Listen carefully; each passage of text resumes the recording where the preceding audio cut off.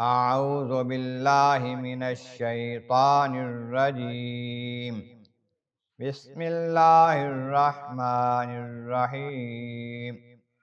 وَيَقُولُ الَّذِينَ كَفَرُوا لَوْلَا أُنزِلَ عَلَيْهِ آيَةٌ مِّن رَّبِّهِ قُلْ إِنَّ اللَّهَ يُضِلُّ مَن يَشَاءُ وَيَهْدِي إِلَيْهِ مَنْ أَنَابَ الَّذِينَ آمَنُوا وَتَطْمَئِنُّ قُلُوبُهُم بِذِكْرِ اللَّهِ أَلَا بِذِكْرِ اللَّهِ تَطْمَئِنُّ الْقُلُوبُ۔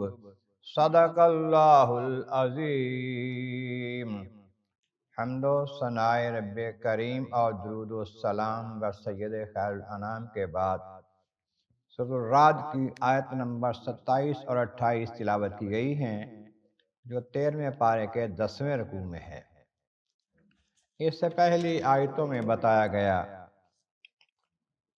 کہ وہ لوگ جو اللہ تعالی جل شانہ سے کیا ہوا عہد، وعدہ یا آپس کے معاہدات، لین دین کے تعلقات یا احکامات شریعت کو توڑتے ہیں،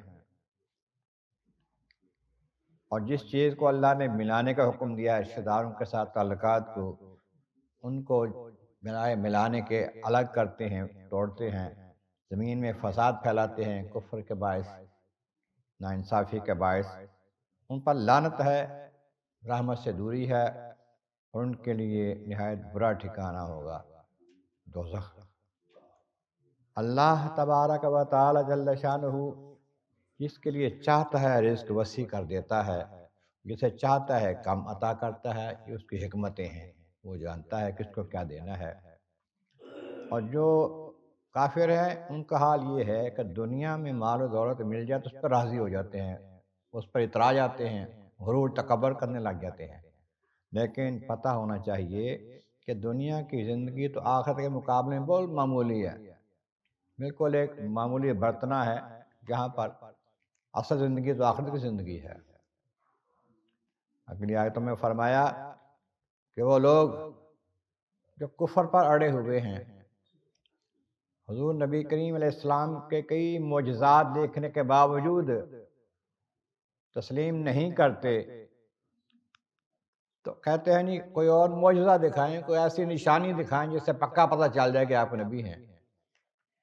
کئی معجزے دیکھنے کے بعد کہتے ہیں کوئی ایسی نشانی نہیں اتری، کوئی ایسا معجزہ نہیں دکھایا جس سے پتہ چل جائے کہ آپ نبی ہیں۔ تو فرمایا قل ان اللہ یضل من یشاء، فرمایا آپ فرما دیجئے محبوب کہ جس کو اللہ تعالیٰ راہ ہدایت نہیں دیتا نا، اس کو معجزے کوئی فائدہ نہیں دیتے۔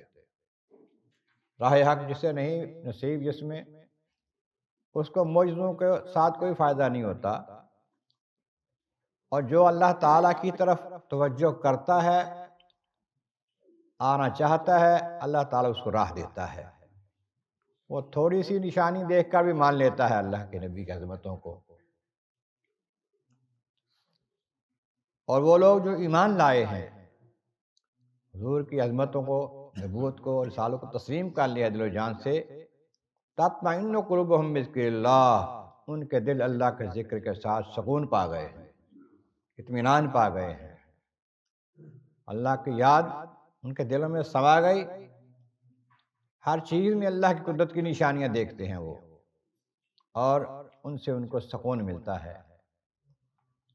الا بذکر اللہ تطمئن القلوب، سن لو خبردار، اللہ کے ذکر سے ہی دلوں کو سکون ملتا ہے، کسی اور شے سے نہیں۔ کیونکہ اللہ تعالیٰ کا ذکر کیا ہے؟ ہر آن ہر گھڑی اس کو یاد رکھنا۔ ایک تو ہے کہ لفظ اللہ جو ہے پکاتا رہے، اللہ اللہ کہتا رہے، ٹھیک ہے، لیکن اور بھی کوئی کام کر رہا ہو تو وہ بھی اللہ تعالیٰ کی یاد میں ہی کرے۔ ہمارے اللہ والے کہتے ہیں کہ ذکر کا حق یہ ہے کہ ہر گھڑی ہر آن دل اللہ اللہ کرتا رہے، اللہ کی طرف متوجہ رہے۔ معنی یہ کہ ہاتھ کار بلے دل یار بلے، کام ہاتھ سے کرتے رہو اور دل میں اللہ اللہ کرتے رہو۔ اور ذکر کا معنی یہ بھی ہے کہ ہر وقت یاد رکھے کہ میرا ایک مالک ہے، میرا خالق ہے، پروردگار ہے، میں اس کا بندہ ہوں، اس کے احکامات ہیں، میں نے جو کرنا ہے اس کی مرضی سے کرنا ہے۔ یہ اللہ کے ذکر کی بہت اہم صورت ہے۔ جب بھی کوئی کام کرنے لگے میرے اللہ کی مرضی کا ہے، اس کا حکم ہے یہ کرنے کا، پھر وہ کرے، اس کی مرضی کے مطابق کرے، یہ اصل میں ذکر ہے۔ اور قرآن پاک کو بھی اللہ نے ذکر فرمایا ہے کہ یہ بھی ذکر ہے۔ اِنَّا نَحْنُ نَزَّلْنَا الذِّکْرَ وَإِنَّا لَهُ لَحَافِظُونَ، ہم نے ذکر اتارا ہے اور ہم اس کے خود محافظ ہیں۔ قرآن پاک بھی ذکر ہے، کہ نماز بھی ذکر ہے، پیارے آقا کریم صلی اللہ علیہ وسلم کو بھی ذکر فرمایا، رسول کو بھی ذکر کہا گیا ہے، حضور بھی ذکر ہے۔ تو حضور کی یاد بھی اللہ کی یاد ہے۔ اللہ تبارک و تعالیٰ کے نبی، اللہ کے کتابوں کو، اللہ کی عظمتوں کو یاد کرنا ذکر ہے، اور اللہ کے محبوب کا ذکر بھی اللہ کا ذکر ہے۔ اس واسطے کہ ہر بندہ جانتا ہے کہ اللہ کے محبوب اللہ کی عطا ہیں، اللہ تعالیٰ جل شانہ کی مخلوق ہیں، اللہ نے انہیں عظمتیں عطا کی ہیں، تو عظمت مصطفیٰ بیان کرنا بھی اللہ کا ذکر ہے۔ تو یہ فرمایا کہ اس کے بغیر ذکر، اللہ کے بغیر، اللہ کو یاد کیے بغیر سکون نہیں مل سکتا، نہ دولت سے، نہ دنیا سے، نہ گھر آباد کرنے سے، تسلی دل کو ہوتی ہے خدا کو یاد کرنے سے۔ اللہ تعالیٰ محبوب کا صدقہ ہمیں اپنے محبوب کے طفیل قرآن کریم کا فہم اور اعمال صالح نصیب فرما۔ وآخر دعوانا ان الحمد للہ رب العالمین۔